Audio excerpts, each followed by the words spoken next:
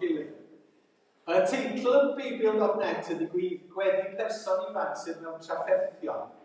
Ond yn y salm yma, da chi'n cael y gwahaniaeth rhwng ni, mindronion, a Duw sydd yn anfeindro. A mae'r person sydd wedi sgwennu teimlo dwi'n berson weidro, dwi'n berson bregus. Ond dyna mae o'n myfyrion Duw ac yn sylweddoli. Mae Duw yn anfeindro. Mae o'n para. Dwi'n gallu dibynnu am Duw y sefyllfa dwi'n ei wynebu. A'r dyddiau yma, da ni'n gallu edrych ar y newyddion yn meddwl, mae'r byd yma'n mynd i'r gwell. Da ni'n gweld crylondeb, ac yn gweld castineb, ac yn gweld bob math o anghyfiawnder. Ond drwy'r cwbl, mae Duw yn ddigyfnewid, mae Duw yn gadarn, a da ni'n gallu dibynnu am yno. Felly, dywch chi ni ddarllen yn cychwyn efo'r gair o arglwydd, tair sleid, detholiad o adnodau o Salm 102. O arglwydd cliw y gweri, gwranda arnau gweiddi am gael. A'i troi cefn arnau, pan dwi mewn trafferthion. Gwranda arnau, rho atebian i mi pan dwi'n gael. Mae fy mywyd i'n diflannu fel mwg, ac mae fesgyr yn llosgi fel mamwr oed. Dwi mor ddigalon ac yn bwywo fel glaswell. Dwi ddim yn teimlo fel bwyta hyd yn oed. Dwi ddim yn stopio tuchan. Mae fesgyr i'w gweld drwy fy nghroi. Dwi fel jackdo yn yr anialwch, fel tylluan yn canol argelio. Dwi'n methu cysgu, dwi fel aderyn unig ar ben ti. Ti osododd y ddaear yn ei lle ers talwm, a gwaith dy wylod dir i'r sef a planedau. Bydda nhw'n darfod, ond drwy ti aros. Bydda nhw'n mynd yn hen fel dillad wedi gwisgo. Byddi di'n ei tynnu fel gilledyn, a bydda nhw wedi mynd. Ond drwy ti yn aros am byth, drwy ti byth yn mynd yn hen. Bydd plant dywision yn dal i gael byw yma, a bydd eu plant nhw yn saff yn dy bresenoldeb di. Felly, yn cyd-destun Duw da ni byw, a mae Duw yn dragwyddol ac mae o yn ddi-gyfnewid. Bod ni'n methu cysgu yn y nos, bod ni ddim yn teimlo'n gryf, mae'n cryfder ni yn y Duw tragwyddol. Dwch chi ni gael gair bach o Ebeneser gan ni nesaf. Mae ni gan ni hon. Emyn addolgar syml sydd yn tynnu ni at Duw, bod o'n sanctaidd ac yn holl alluog, a bod ni gyda'n gilydd yn ei addoli ef. Dwch chi ni gael ni'r emyn.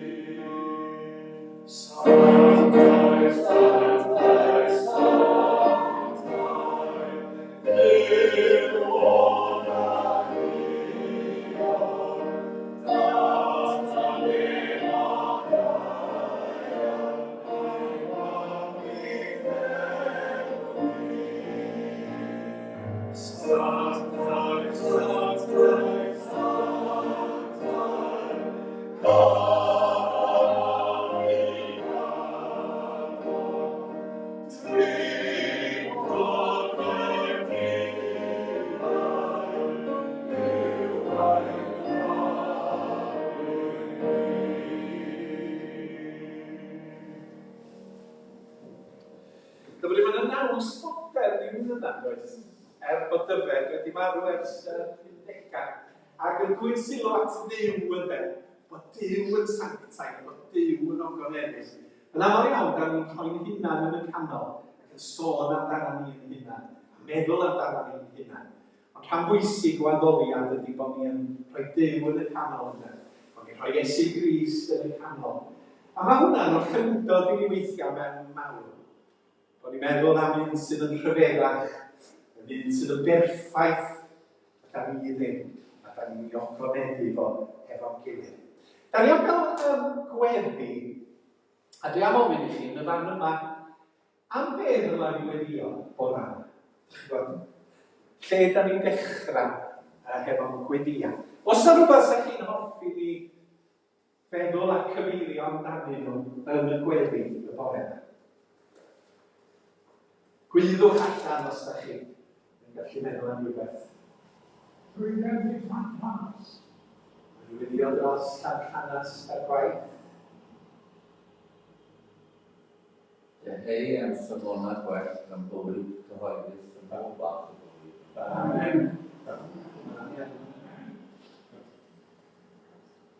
Wel, mae llyfrau yn amlwg yn cael rhai, ac yn gwerth glad arall yn y byd. Byw yn byd trist ar iawn.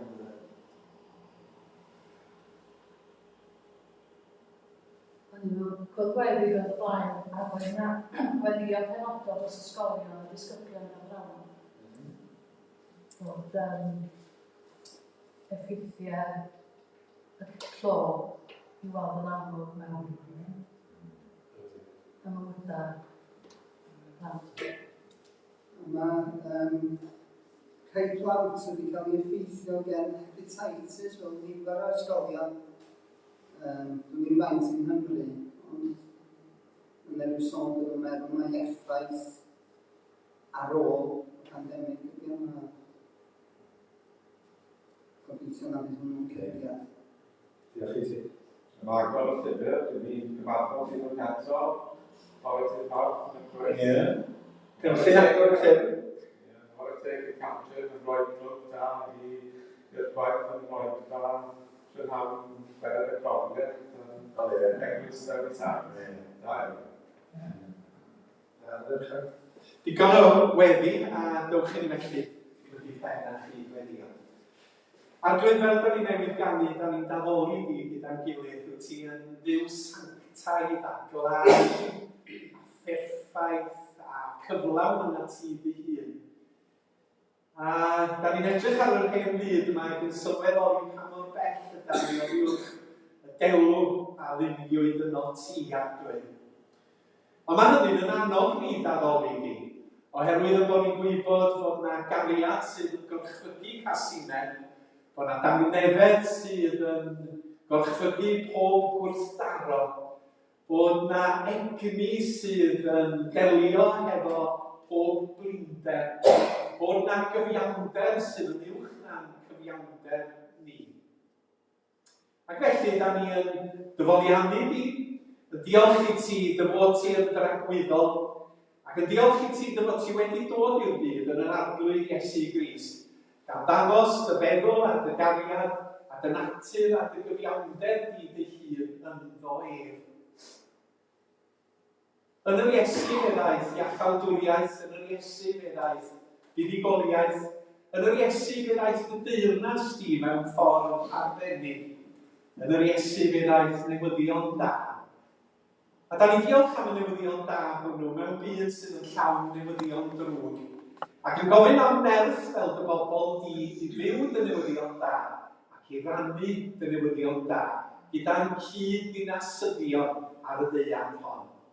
Oherwydd fel bob cyfnod, y mae dynoliaeth dy angen di drwy yr arglwydd Iesu.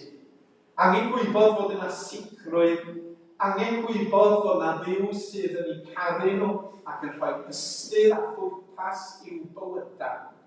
A pha mae'r byd a chymdeithas yn chwalu ac yn crynu oherwydd yr hyn sydd yn digwydd, da ni'n gwybod am y sicrwydd sydd i'w gael yn o'n ti.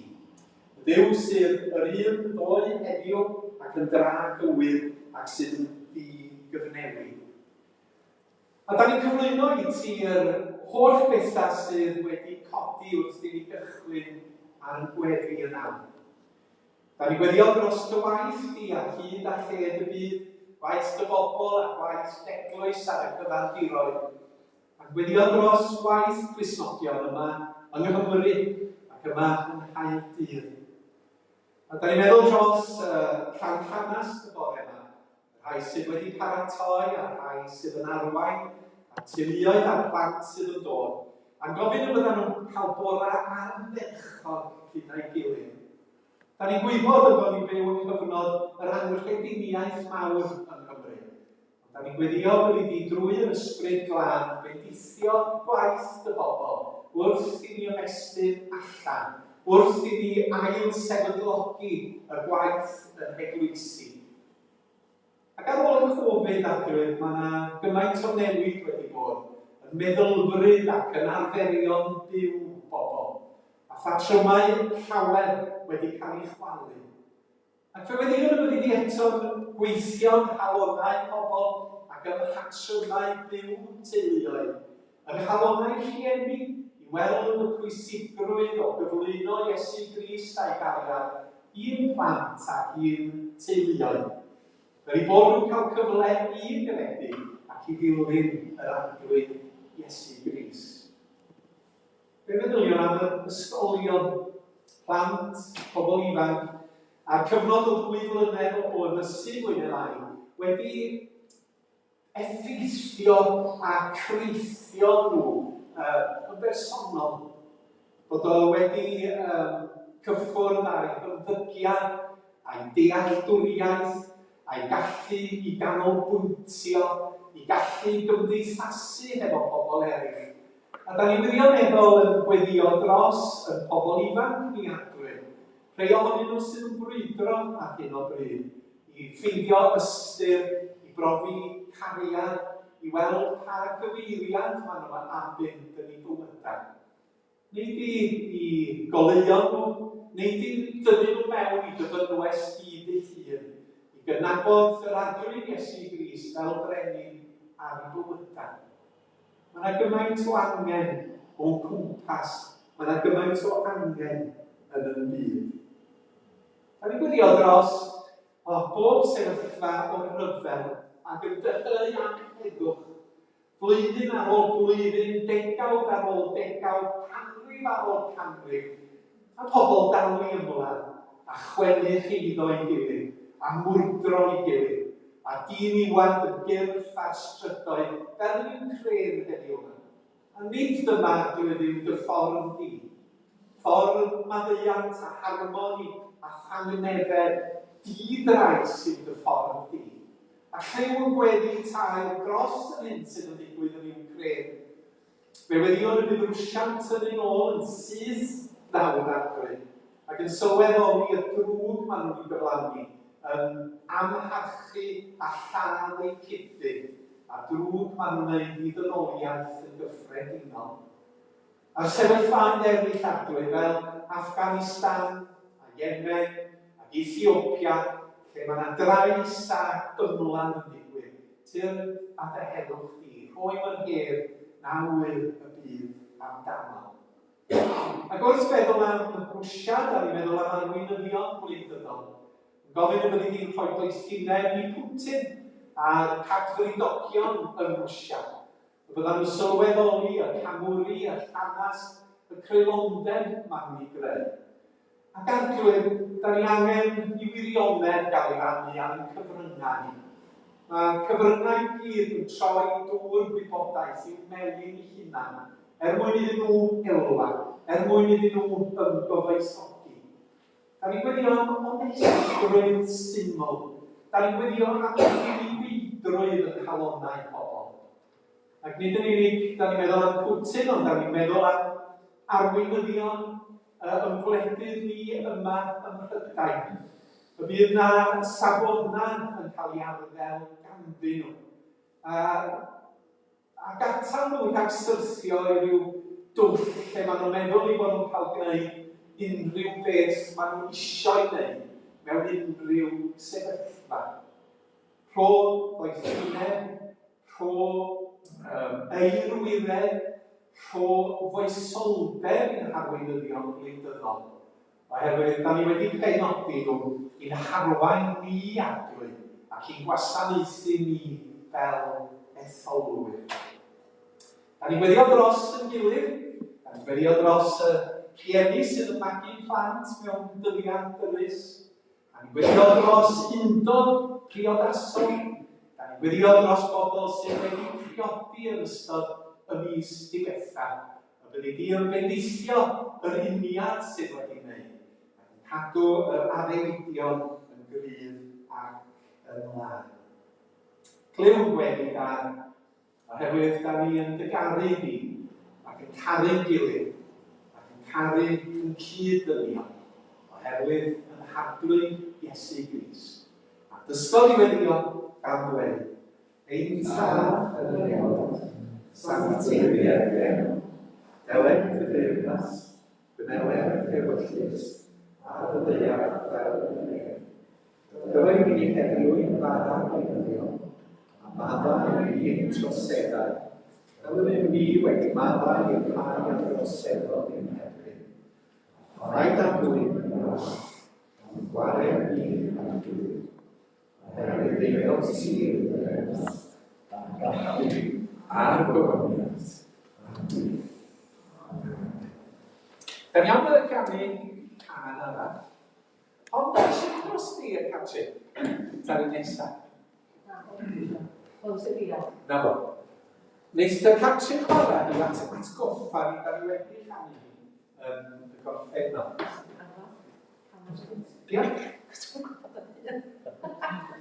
Newch chi stau dechrau gwrando ar y Catrin. Na, rhywbeth wedi canu. Ond da ni wedi canu.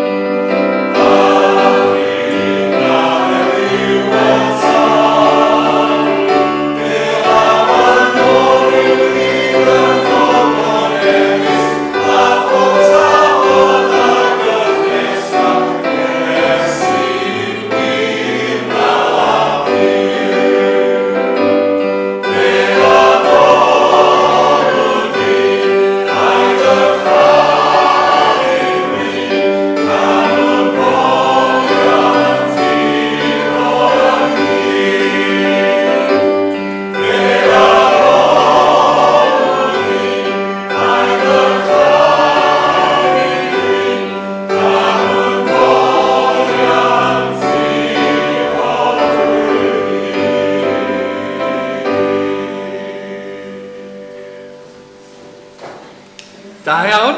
Oedd Camille ni'n da. Rach na mond chdi, oedd hi'n gwybod chi. Na, ddim yn hyfryd, sa neb yn gwybod. Swn i'n licio gallu chwarae piano fel ti, mae rhaid i mi ddweud. So wych. Mae Malcolm am ddod i gyhoeddi.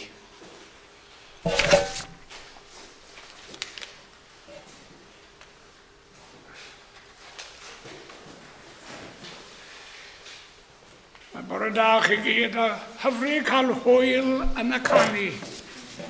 A diolch i'r cyfeillydd. Hyfryd i fi gweld rai rieni sydd â chyswllt a llan llanast wedi ymuno da ni. Rai pethau yn fyr, prynhawn yma, Oedfa gymyn yn yr eglwys Fethodistedd am dri, a len wrth y lliw. Heno, cwrdd gweddi angor Grangetown ar Zoom. Y fori, oherwydd gwyl y banc, ni fydd cwrdd gweddi. Dydd Mawrth, bydd ni fel diaconiad yn cyfarfod ar Zoom, 6:15. Ar Sul nesaf, eto os dyw e'n mynd, Alun, bydd gyda ni yn y bore a prynhawn. Yn cen yma, am 10, 3 o'r gloch yn yr eglwys Fethodistedd, a bydd angor yn cyfarfod yn Grangetown am 4:30 wedi 4 yn ei lleoliad newydd, sef y Reach Centre. Dalia sylw ar rai pethau'n fyr. Ni wedi penderfynu fel eglwys ail enwi'r ysgol Sul. O hyn allan, clwb ser yw e. Chi gweld y cyswllt Ebeneser? Clwb ser bydd clwb plant a bobl ifanc yr eglwys yma. Mae'n bwysig bod e'n ymestyn man at blant a teuluodd gan obeithio denu rai newydd i ddod ato ni. Ond, os i ni'n mynd i ymestyn y clwb, da angen help.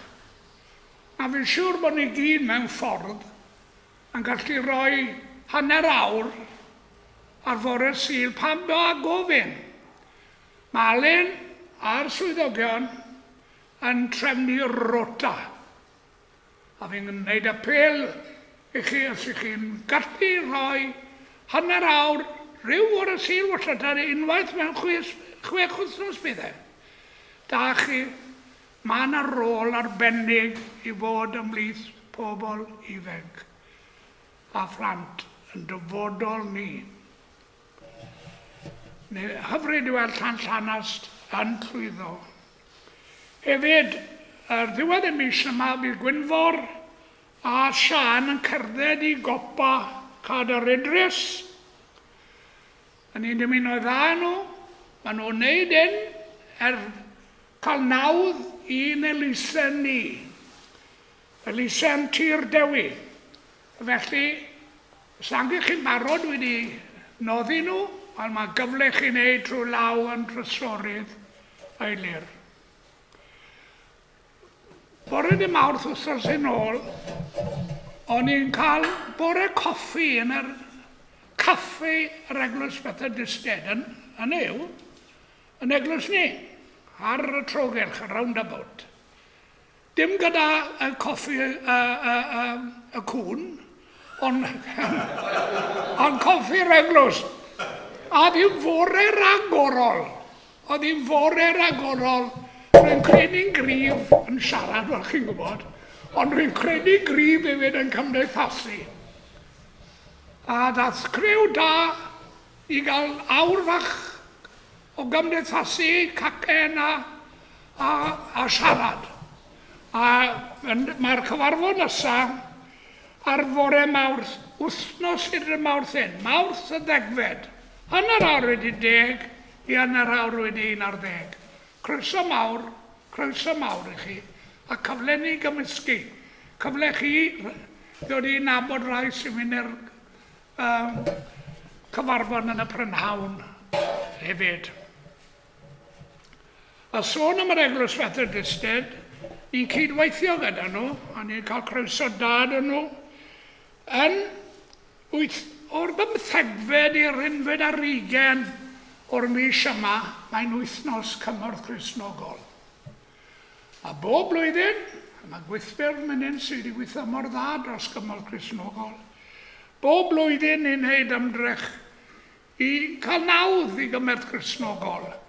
Wel, mae'r Eglwys Methodistaidd a ni wedi trefnu wythnos i Sadwrn nesaf, y 40 o Faig, 4 yn y prynhawn, ni'n galw fe te camio o de. Ar y cyd, yn y festri hyfryd sydd yno yn yr eglwys, a bydd yr elw yn mynd tuag at gymorth Cristnogol. Mae werth i gefnogi, a mae'n apel wrth gwrs i chi ddod â bwyd, bod yn barod i helpu, neu wneud rhywbeth allwn ni werthu fe yn y cyfarfod yn y te camio. A rwy'n falch hefyd weld bod yn benig i'r technegydd sydd yn ei mynen y tydir, mae'r eglwys, i chi gael gwybod, wedi buddsoddi lot o arian yn y technoleg newydd. Mae'n gyfrwng gwych i roi'r neges i bobl, a ni wedi prynu'n barod gliniadur newydd a 2 iPad ar gyfer gwaith y plant a darlledu byw. Awr sôn, wath edrych am tydi'r drath enw fi. Mae'n neud lot o waith yn y dirgel yn dawel. Cofiwch, mae'n casglu dillad i'r anghenus a hefyd bwydydd sychion i'r anghenus. A mae cyfnod ble mae llawer anghenus yn yn plith ni, hyd yn oed yn plith ddinas ni. Diolch am rando y bendith ar yr oedolyn.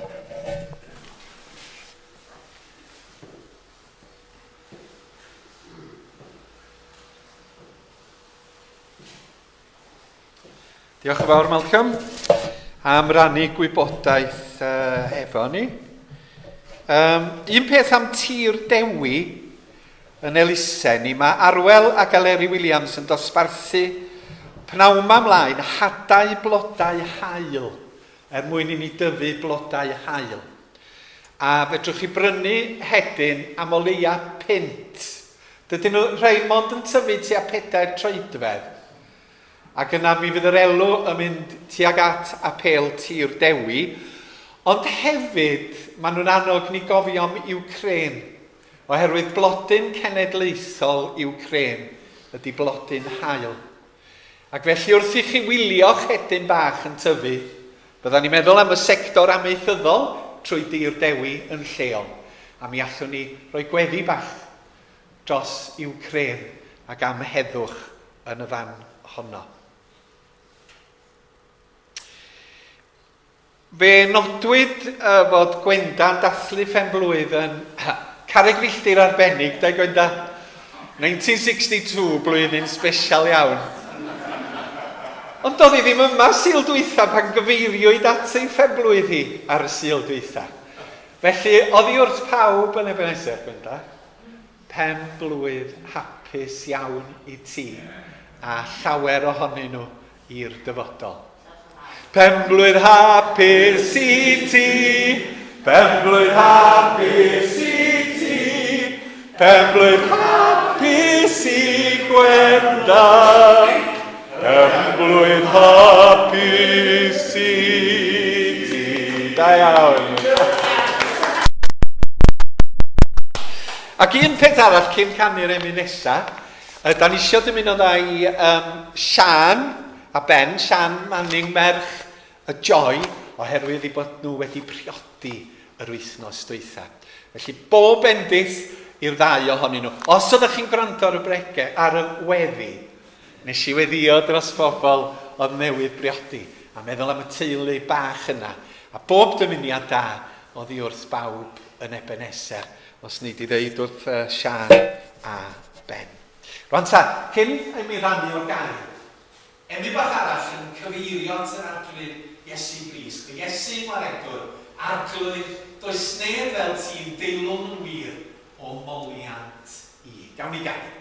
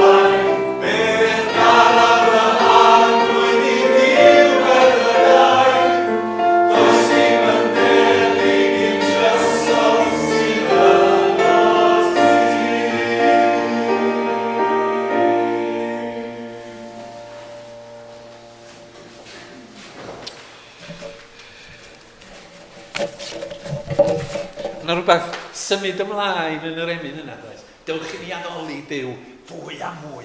Symud ymlaen. Yn gyffroes. Da ni dal ar y daith, cyfres y daith o'r Beibl, a da ni'n cyrraedd y 5 pregaeth. Pythefnos yn ôl, os da chi'n cofio, mi oeddan ni ar y daith i Emais. A'r ddau yn cerdded yn drist i Emais. Iesu Grist wedi marw, gobaith wedi darfod. Ac wrth iddyn nhw gerdded ar y daith, dyma na ddyn dieithr yn ymddangos. Yn sôn am y Beibl, yr Hen Testament, yn sôn bod yn rhaid i'r gwaredwr ddioddef a dod yn ôl yn fyw. A dyma nhw'n dweud, tirp i gael panad hefo ni ar ôl cyrraedd y tŷ. A dyma Iesu mynd i mewn. Ac wrth iddo fo dorri bara, dyma nhw'n sylweddoli, Iesu ydy hwn. Dydy o ddim yn farw, mae o wedi concro marwolaeth. Heddiw, da ni ar daith bach arall, gyfarwydd o Saul yn cerdded draw i Ddamascus. Rwan ta, 15 kilometr oedd y daith i Emais. Ond yn y fan yma, da ni sôn am 140 o filltiroedd. Felly mae'n cymryd wythnos i Paul gerdded ar y daith yma. Mewn car, sa fo'n cymryd rhyw 7 awr a hanner, da chi'n gwybod? Ond oedden nhw'n cerdded bryd hynny. A dewch i ni ddarllen, mae'n hanes cyfarwydd, hanes cyffroes, yn Acdau pennod 9, troeddigaeth Saul. Yn y cyfamser, roedd Saul yn dal i fynd o gwmpas yn bwgwth lladd dilynwyr yr arglwydd.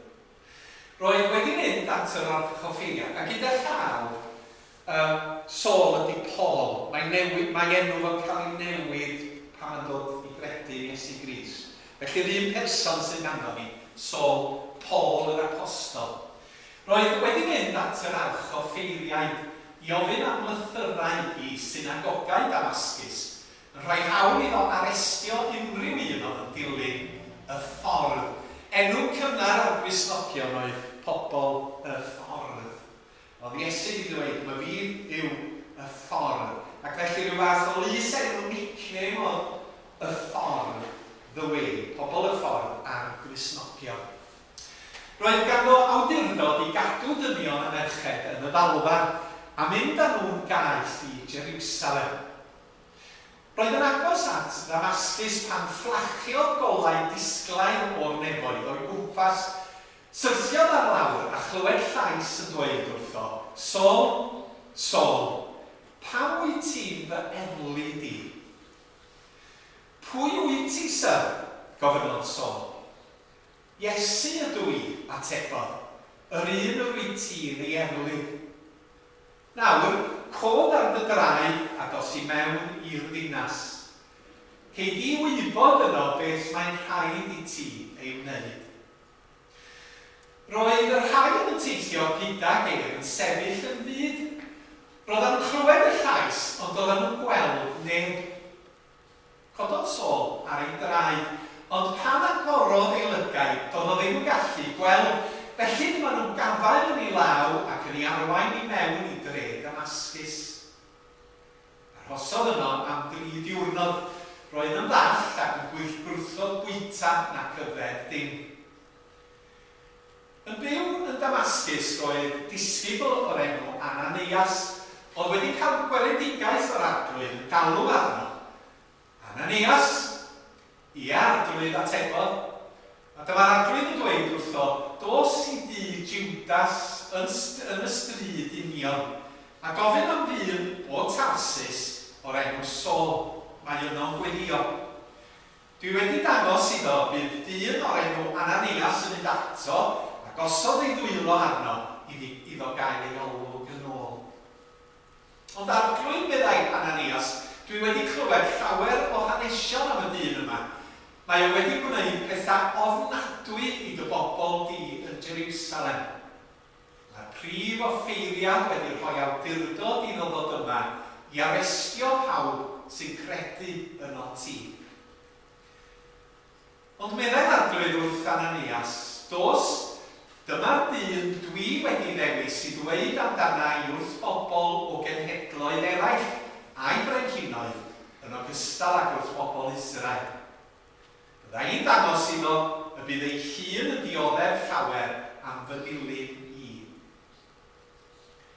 Felly, dyma Ananias yn mynd, aeth i mewn i'r tŷ, gosod ei ddwylo ar Saul a dweud wrtho, Saul, frawd, mae'r arglwydd Iesu wnaeth yn ddangos i ti ar dy ffordd yma, wedi fanfon ni atab ti mwyn i ti gael dolwg yn ôl, a chydlenwi ar ysbryd glân hefyd. Yr eiliad honno, dyma rhywbeth tebyg i gen yn syrthio oddi ar ei lygaid ac roedd yn gallu gweld eto. Cododd ar ei draed a chafodd ei fydyddio. Wedyn, cymerodd rhywbeth i'w fwyta a chael ei gryfder yn ôl. A dyna hanes cyffroes Saul, Paul, yn dod wyneb yn wyneb ar arglwydd Iesu Grist.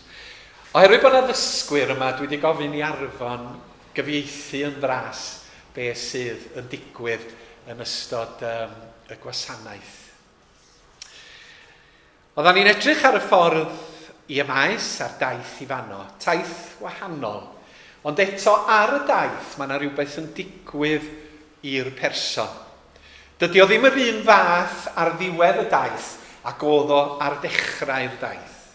Oherwydd mae wedi dod i gyfarfod a Iesu, yr Iesu byw.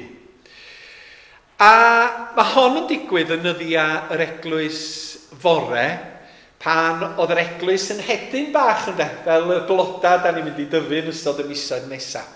A mae'r egin yn tyfu, a mae'n ehangu, a mae mwy a mwy o bobl yn dod i gredu yn yr arglwydd Iesu Grist. A mae'r nifer yn cynyddu. Ond mae'r awdurdoda'n dychryn oherwydd yr hyn sydd yn digwydd. Ac yn arbennig arweinwyr yr Iddewon. Oeddan nhw'n meddwl na croesoelio Iesu Grist, fydda diwedd y sôn yma am Iesu. Oedden nhw'n meddwl, da ni wedi gorffan efo'r rebal yna. Ond nid felly oedd hi o gwbl fel da ni'n gwybod. Oherwydd yr hanes rhyfeddol fod Iesu Grist wedi dod yn ôl yn fyw. A dyma nhw'n cael panig smwy rwan. Oherwydd oedden nhw eisiau cadw at burdeb yr grefydd Iddewig. Oedden nhw eisiau bod yn ffyddlon i'r Hen Testament. A dyma Saul yn ymddangos fel gŵr ifanc, oedd ychydig bach yn iau na Iesu Grist, medda nhw. Dyn addysgedig iawn, wedi cael yr addysg ora, yn dod o dref Tarsus, ac mi oedd Tarsus yn cael ei ystyried yn le arbennig i gael addysg pellach. Dyma pan bod Paul yn gallu sgwennu mor ardderchog mewn Groeg, oedd yn ail iaith iddo fo. Hefyd, da ni'n gwybod i fod o'n siarad Hebraeg ac Aramaeg. Ac wrth draed profesor yr athro Gamaliel, dyma fo'n cael addysg arbennig, ac am gyfnod mi fuodd o fwy na thebyg yn Jerusalem, lle oedd yr athro Gamaliel yn dysgu i gael hyfforddiant pellach ynglyn â chynnwys yr Hen Testament, ynglyn â cyfreithiau a thraddodiadau ac arferion yr Iddewon, fel i fod o yn gallu addysgu pobl eraill y nes ymlaen. Mae yna duedd yn y ffydd Gristnogol bob amser i darfu awdurdod. Yn aml iawn, lle mae Cristnogaeth yn mynd ar gyfeilion ar goll ydy pan mae'n dod yn ran o'r sefydliad, pan mae'n dod yn ran o'r awdurdod. Fel da ni wedi gweld yn hanes Cristnogaeth dros y milenia. Pan mae Cristnogaeth yn dod i awdurdod ac yn cymysgu ffydd yn yr arglwydd Iesu, hefo grym a phwer a chyfoeth. Mae wedi digwydd yn yr Eglwys Gatholig yndo. Mae o wedi digwydd o fewn i Brotestaniaeth, a Cristnogion yn ymladd yn erbyn i gilydd oherwydd yr egwyddorion oedden nhw'n credu oedd yn bwysig, yn groes i ddysgeidiaeth yr arglwydd Iesu Grist. Da ni weld o heddiw hefo Putin a'r Russian Orthodox Church, yr eglwys Uniongred Rufeinig. A mae'r esgob neu'r archesgob yn ymddangos yn dydi, yn ei lifrau, ochr yn ochr ar grym Putin ac yn rhoi fendith ar yr hyn mae o'n ei wneud. Pan mae Cristnogaeth yn cymysgu hefo'r status quo, hefo'r grym, yn aml iawn mae o'n colli i ffordd. Yn y fan yma hefo Saul, mae o yn cymryd y gwaith o gau cega y Cristnogion yma, i stopio twf yr eglwysi Cristnogol drwy erlyd ac arestio Dal Cosby a lladd Cristnogion oedd yn gwneud hynny. Ac oedd yn gwneud hynny hefo cydwybod lan oherwydd i fod o'n credu i fod o'n gwneud gwaith Duw. Ac mae yna wers y fanna weithiau, does? Bod pobl grefyddol yn credu bod nhw'n gwneud gwaith Duw. Ond tydyn nhw ddim. Maen nhw'n tanseilio y ffydd Gristnogol. Y gymysgfa yma, ynde, rhwng ffydd Cristnogaeth, grym awdurdod a cyfoeth. A mae hynny yn llygru Cristnogion yn aml iawn. Oedd Saul o deulu, maen nhw'n meddwl, oedd yn reit gyfoethog, wedi cael yr addysg da yma, ac wrth gwrs oedd o'n ddinesydd Rhufeinig. A dim ond pobl freintiedig oedd yn cael y fraint o fod yn ddinasyddion Rhufeinig, na Iddew oedd o. Ond wrth gwrs, fe ddefnyddio Duw hyn nes ymlaen yn do, oherwydd i fod o'n cael ei ystyried yn Rufeiniwr. Oedd o'n atebol wedyn i Cesar. Ac felly dyma fo'n cymryd at y gwaith o arestio a Dal a Cosby Cristnogol, pobl Cristnogion, dal pobl y ffordd mwyn cael gwarad o Gristnogaeth. A dyma fo yn cael llythyr gan yr arweinyddion, y Sanhedrin, arweinyddion Iddewig, i fynd draw i Ddamascus, i fynd i'r synagoga, i weld os oedd yna Cristnogion yno. Oherwydd yn aml iawn oedd y Cristnogion yn cychwyn ar y gwaith mewn synagog a ddoldu i ddewig oherwydd i bod nhw'n gyfarwydd ar syniad o Feseia. Rwan ta, ar y daith yma fe newidwyd bywyd Saul yn llwyr ac yn gyfan gwbl. A mae o'n dangos sut mae Duw yn gweithio ambell dro y mywydau pobl. Oedd o'n cerdded 6 diwrnod, 140 o filltirodd i Ddamascus, hefo'r llythyr yn ei law, hefo'r bwriad i ddileu Cristnogaeth. Mi oedd ganddo fo filwyr hefo fo fwy na thebyg, ond yn aml iawn, oherwydd bod safle cymdeithasol rhywun yn uwch, doedden nhw ddim yn cymysgu hefo'i gilydd. Felly falla doedd Saul, y Pharisead, ddim yn siarad hefo'r milwyr oedd yn cyd gerdded hefo fo. Ond wrth iddo fo gerdded, dyma y Iesu byw yn ymddangos iddo fo. A dyma fo'n clywed llais ac yn gweld golini llachar.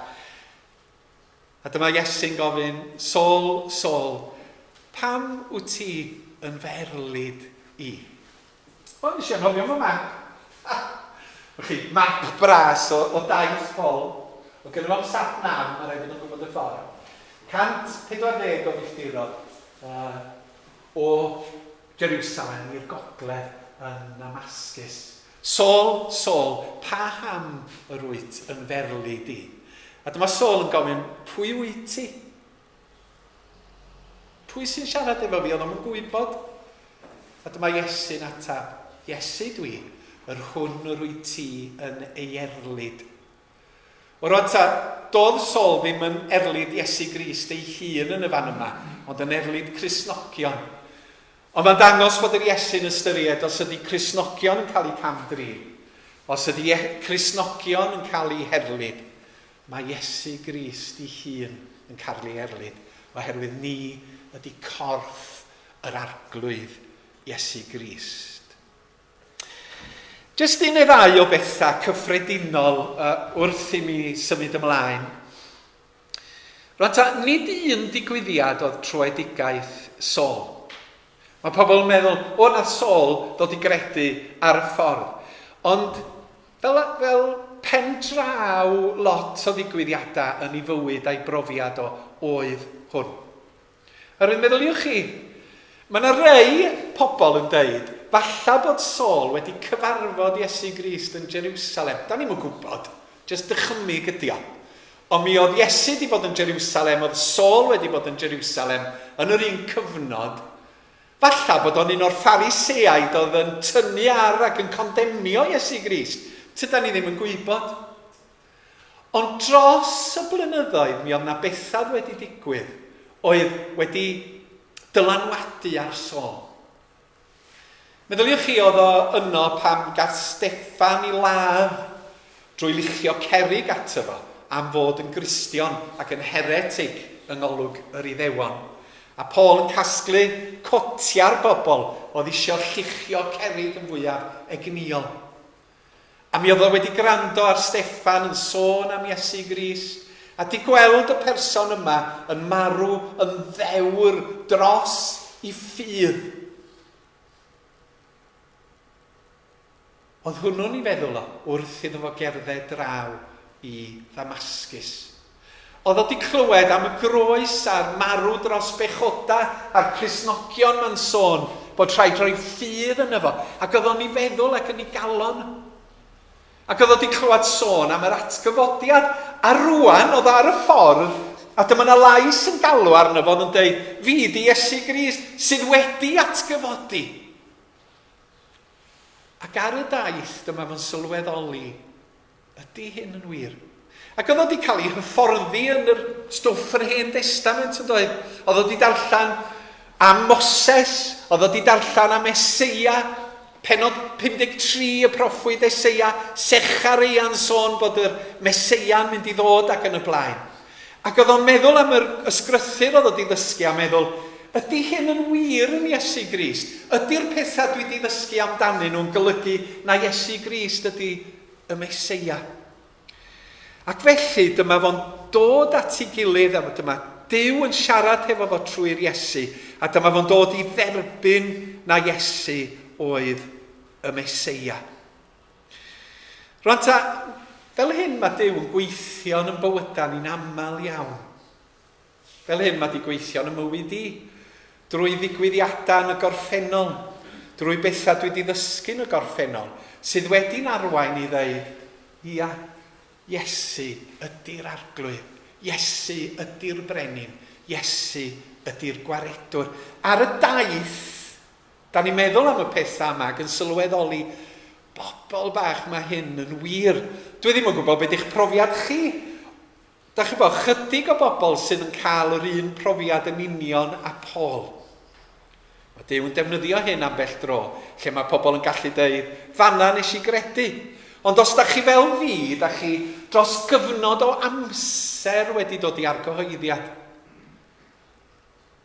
A ryw dro ar y daith, da chi wedi dweud, arglwydd, dwi yn credu yno ti. Arglwydd, dwi am dy ddilyn di. Arglwydd, dwi am ildio fy mywyd i ti. A dyna'ch profiad chi. Peth arall ydy,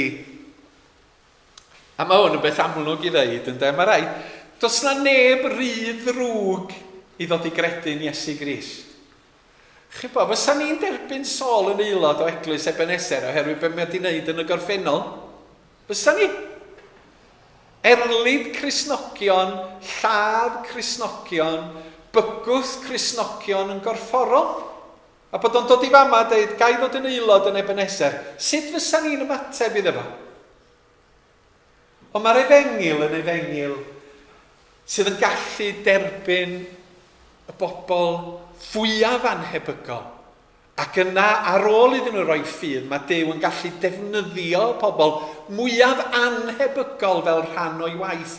Oherwydd dyma nath o efo Saul ynde. Dyma Duw yn dweud, gwranda Ananias, dwi'n dewis hwn ar gyfer yng ngwaith i. Ac yn yr Iesu, ac os mae pobl weithiau'n dweud, dwi ddim yn ddigon da i fod yn Gristion. Nid mater o ddaioni ydi o. Sa neb ohona ni yn ddigon da i fod yn Grisnogion, oherwydd y safon ydi perfeithrwydd. Da chi'n berffaith? Dwi ddim yn berffaith. Sa neb ddigon da i fod yn Gristion. Da ni dod yn Grisnogion drwy roi yn ffydd yn yr Iesu, sydd yn dod am addeiant a glanhad drwy waith, fel yn bod ni'n gallu sefyll yn lan ger bron Duw. A ddyla ni byth roi'r ffidil yn to ynglyn ag unrhyw un ar y ddeiar yma, gan gredu fod o rhy bell oddi wrth ras Duw. Mae'n rhyfeddol fod Duw wedi dewis Saul i fod yn weithiwr mor bwysig yn atblygiad yr Eglwys Gristnogol. Ac yna'i gloi, mae Duw yn cyflawni waith, beth bynnag sydd yn digwydd, yn ôl i gynllun ei hun. Nid yn ôl yn cynllun ni. Oedd Saul hefo cynllun, oedd o'n gwneud hyn, oedd o'n mynd i Ddamascus, oedd o'n mynd i ddinistrio Cristnogaeth, ond dyma Duw yn yr Iesu yn dod a dweud, na, nid dyna'r cynllun sydd gen i ar dy gyfer di. Dyma'r cynllun sydd gen i ar dy gyfer di. Dos cod ar dy draed, dos i mewn i'r ddinas, cei di wybod yno beth mae'n rhaid i ti ei wneud. A mewn ffordd mae hwn yn crynhoi Cristnogaeth yn dydi, lle mae Iesu Grist yn dweud, hei, gyna i waith i ti wneud, gyna i rhywbeth i ti wneud o fewn i'n hirnas a'n eglwys ac yn y myd i. Cyn hyn oedd Paul yn ei fyddhau, be oedd o eisiau wneud, be oedd o'n fwriadu wneud, i weledigaeth ei hun. Dyma fy'n cwrdd ar Iesu byw, yn sylweddoli pwy oedd o, ac yna, mi oedd o'n ei fyddhau i'r Iesu'n dweud.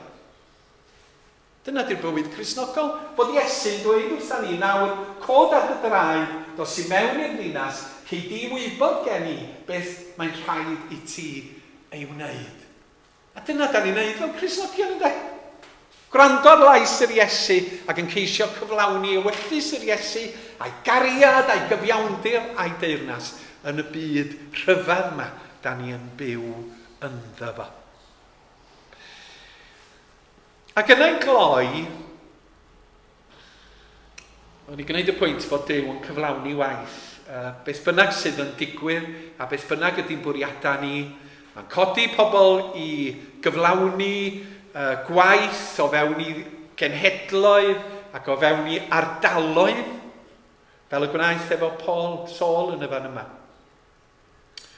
Ond mae'n dysgu rhywbeth arall i ni sy'n andros o bwysig, sef problem fawr Cristnogaeth yng Nghymru heddiw. Nid problem ddiwylliannol ydy y prif achos am ddirywiad yr eglwysi, ond problem ysbrydol. Ac un o'r pethau mae rhaid i ni ddelio hefo fo ydy nad oes digon o bobl yn dod i gredu yn Iesu Grist. Dydy pobl yn gyffredinol, mae yna rei, diolch i Jem, yn dod i ffydd ac yn dweud arglwydd, dyma fi ar dalwad di. Dyma'n problem fawr ni, problem ysbrydol. Ac os di pobl ddim yn credu yn Iesu Grist, na nhw ddim cymryd y ffydd Gristnogol o ddifri. Does ganddyn nhw ddim diddordeb mewn eglwys na teyrnas ddiw nag addoliad. A mae'r hanes yma'n atgoffa ni pa mor sylfaenol ydy fod Duw yn dod â phobl i ffydd drwy yn gwaith a'n gweithgareddau ni. Yn y bôn, nid ffurf addoliad, nid yn ffordd ni o siarad, nid yn geirfa ni, nid yn hadeiladau ni ydy'r broblem fwyaf, ond nad yda ni yn gwneud yn gwaith o ymestyn allan tuag at bobl sydd ddim yn credu unrhyw beth yng Nghymru yn 2022. A mae rhaid ni wynebu hynny, a mae rhaid ni geisio gwneud rhywbeth ynglyn â hynny, fel Cristnogion a Christnogion Cymraeg yn arbennig. Sut yda ni yn cenhadu mewn cyfnod seciwlar, di-ffydd fel hon? Dydy dullia cam mlynedd yn ôl ddim yn gweithio, da ni wedi trio nhw ers 150 o flynyddoedd. Felly sut yda ni yn helpu Duw i arwain pobl newydd i argyhoeddiad ac i ffydd? Eleni nes ymlaen, mae Undeb yr Annibynwyr yn dathlu 150 o flynyddoedd, oedd yn golygu bod nhw'n dathlu cam mlynedd 50 mlynedd yn ôl, mathemateg i'r iawn yma. Yn 1972, nath fy nhad ar Tudur Jones ysgrifennu llyfr Yr Undeb Hanes yr Annibynwyr, y cam mlynedd cyntaf. Wrth ta, maen nhw wedi gofyn i fy mrawd Geraint i draddodi darlith am yr hanner cam mlynedd dwythaf o hanes Undeb yr Annibynwyr, 72 tan 22. A mae o wedi mynd trwy y tyst, mae Gwilym yma yn darllen y tyst yr aml, a Malcolm. A mae o wedi mynd trwy bob rhifin ers 1972. A fydd o'n traddodi'r ddarlith 3/4 awr, dwi'n bod sut mae'n mynd i wneud o. A mae o'n deud, oedd o'n deitha fi, ti'n gwybod yr pennawd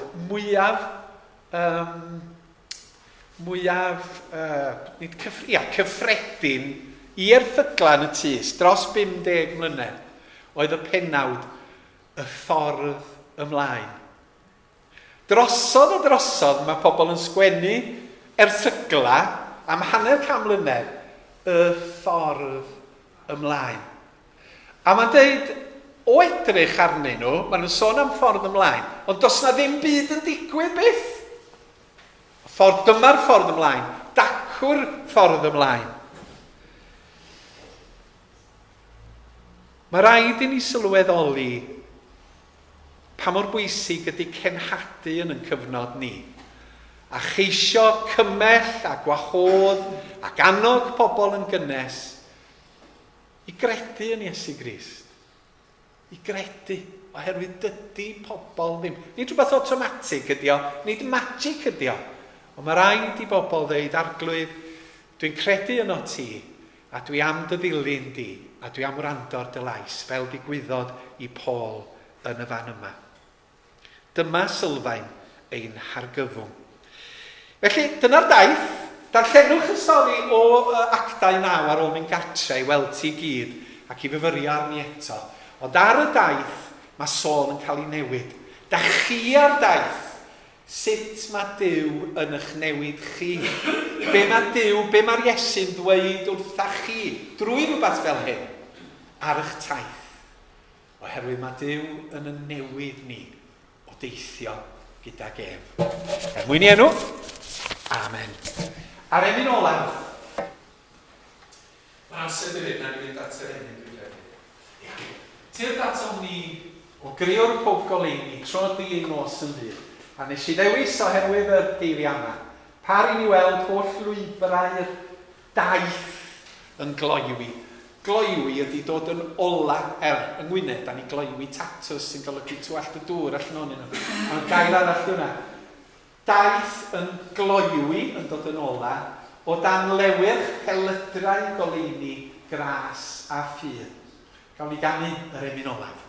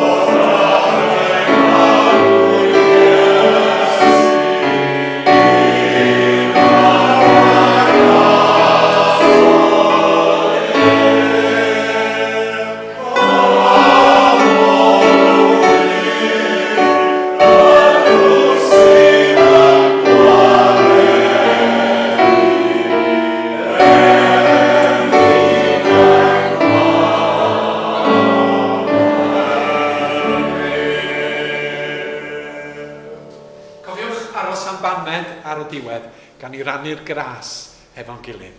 Gras sy'n arglwydd Iesu Grist.